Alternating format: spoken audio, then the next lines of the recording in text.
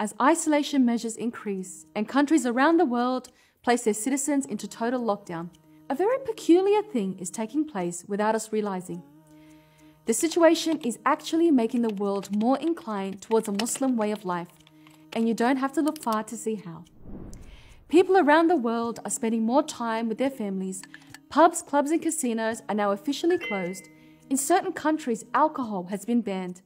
People are washing their hands more regularly, and suddenly it's becoming socially acceptable not to shake hands. This is quite significant considering Muslims have long struggled with explaining why we don't shake hands with the opposite gender.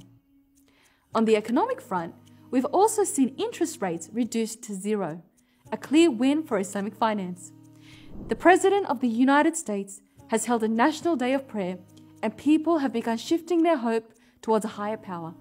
And while yes, the virus at first led some people into a wild frenzy of greed and selfishness, the chaos has slowly given rise to communal spirit of giving and charity. We've also seen a new wave of gratitude flooding communities, particularly with the amount of respect and appreciation shown towards health personnel, doctors and nurses, men and women who truly deserve respect. I make a notable mention of the first 4 doctors in the UK to succumb to the disease while fighting on the front lines, all of whom were Muslim. We also make a mention of our sister Arima Nasreen, a Muslim nurse in UK, who also sadly passed away after fighting the disease. May Allah have mercy on them all and grant them paradise. Yet what's really strange right now is the interesting stance many countries now have towards a face covering. Countries like France, Austria, Denmark, Norway, and the Netherlands, who have long been at odds with the Islamic face covering, even in some instances banning it altogether, are now embracing the cloth without hesitation. In fact, some of these countries have made such a dramatic transition that they've even enforced the covering by law.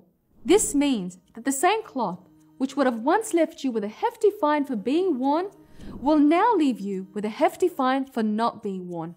If that isn't enough, we're actually seeing face coverings being paraded in French fashion shows. To make matters even more interesting, Donald Trump himself has even jumped on the bandwagon, not only encouraging the face coverings, but hijabs as well.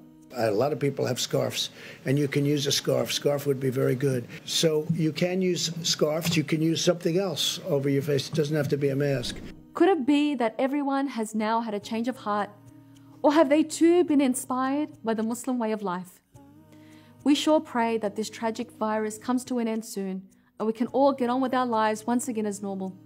And we sincerely pray that Allah alleviates the suffering around the world caused by this disease. But until then, I'm sure it's left us with a lot to think about. If you enjoyed this video and other content One Path Network produces, please visit onepathnetwork.com.